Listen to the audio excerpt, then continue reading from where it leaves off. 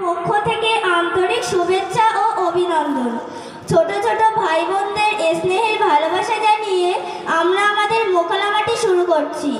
আমাদের মোকালামাটির মূল বিষয় হলো পর্দা। আমার নাম মোসাম্মদ বাশিরা খাতুন ও আমার সহপাঠীর নাম মোসাম্মদ ফাতেমা খাতুন। এবার তাহলে আমরা আমাদের মোকালামাটি শুরু করি। বাড়িতে আর ভালো লাগছে না, যাই একটু ওদিক থেকে ঘুরে আসি।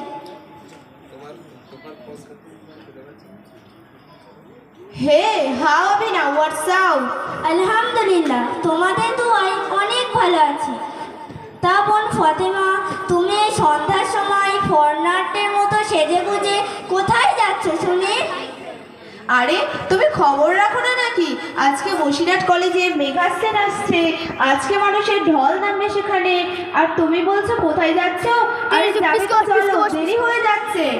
আস্তাগফিরুল্লাহ, আস্তাগফিরুল্লাহ। তুমি একটি মুসলমান ঘরের মেয়ে হয়ে মেঘা সিন দেখতে যাবে? আরে মুসলমানের মেয়ে বলে কি আর বাজার ঘাটে চলাই যাবে না নাকি? আরে বাসিরা শোনো, মুম্বাইতে কলকাতাতে সল্টলেকে গেলে দেখা যাবে কত মুসলমানের মেয়েরা পার্কে ঘুরছে, শপিং করছে, তারা কত লাইফটাকে এনজয় করছে, আর তুমি মুসলমানের মেয়ে মেয়ে করে মরছো। আরে বাসিরা শোনো, এখন না হয় একটু লাইফটাকে এনজয় করে নিই, পরে না হয় তওবা করে নেব। সেই ফাতেমা, আমি তোমাকে ছোট্ট একটা উদাহরণ দিচ্ছি শোনো।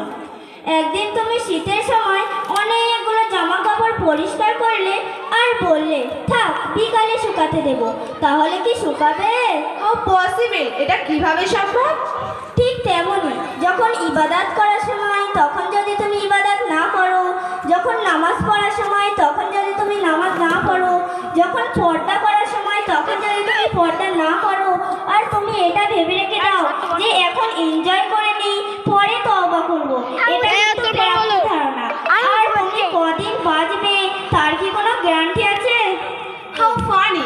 আচ্ছা বাসিরা, তোমরা যেসব পর্দা ইবাদত করো, এসব তো কিছু ভালোই লাগে না, ডিসকাস্টিং। আরে বোন, আমাদের নবী করিম সাল্লাল্লাহু আলাইহি ওয়াসাল্লাম যে রাতে মিরাজে গিয়েছিলেন, তিনি সেখানে গিয়ে দেখেছেন বেশিরভাগ নারীরাই জাহান্নামের আগুনে পুড়ছে। তখন তিনি জিবরাইল আলাইহিস সালামকে জিজ্ঞেস করলেন, হে জিবরাইল, ওরা কারা? তখন জিবরাইল আলাইহিস